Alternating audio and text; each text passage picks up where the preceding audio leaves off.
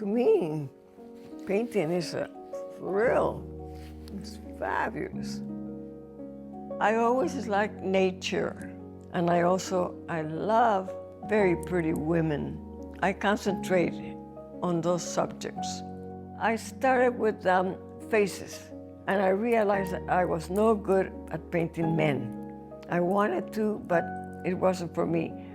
The only one that I liked to paint was my husband, John Wayne. We were married November 1st, 1954. Luke was so unique, such a wonderful heart, such a patient man. I just could never love anybody like I love him, never. They just don't make them like that anymore. Well, 10 would make 10, 20. I would say that there's 100 paintings up there. I hope maybe someday I'll finish them all so I can have room for more paintings. I was born in Lima, Peru. I was in my early 20s. I was making my first movie in Tingo Maria, and John Wayne came to see us work one day, and that's how we met. I knew that he was somebody very important, but I had never seen a movie of his, but I was very impressed. One of the terrible things that I did was I said, "You were wonderful in For Whom the Bells Tolled." So he says to me, "You're thinking of my friend, Gary Cooper. He was the one for whom the bells tolled. I had nothing to do with it." Well, I fell 2 inches tall. They sent me to the studios in Hollywood to dub the movie, never expecting to see John Wayne again. And a car came on a red light. We stopped, and the car, John Wayne was driving that car. And he says, "Hey, girls, so good to see you." And we started visiting at my house or the house he lived in. He was one of those rare people that you meet once and you want to see him over and over and over again. And pretty soon we found each other being engaged. I don't think I want to paint another painting like this.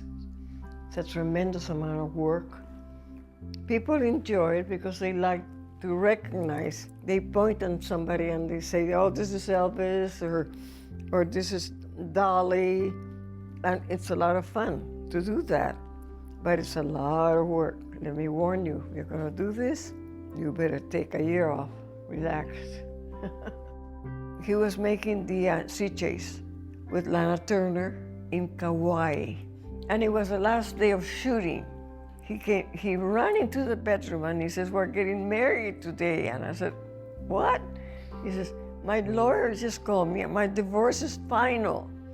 I said, "I can't get married, I don't have a dress." He says, "You go get yourself a dress and I'll take care of the party."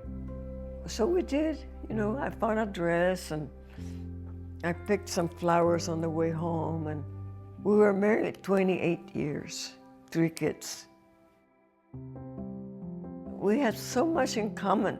He liked what I cooked. I cooked Peruvian dishes, he loved them. We played games. We would play bridge, chess, and we also read to each other. I would read 20 pages and he would read 20 pages. And that was a routine. He was a very down-to-earth person, and he had a passion for his children. It wasn't peaceful all the time, I'll tell you why. He smoked, and I didn't want him to smoke because they found he had cancer, and I couldn't stop him. He shouldn't have died that early. That was terrible that he did that to himself. And it makes me very sad that we haven't provided for ourselves for older years.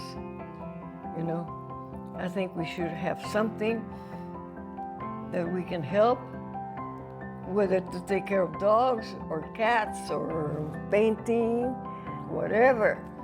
but something that gets you motivated to get up in the morning, do something for the good of mankind, to just simply enjoy life.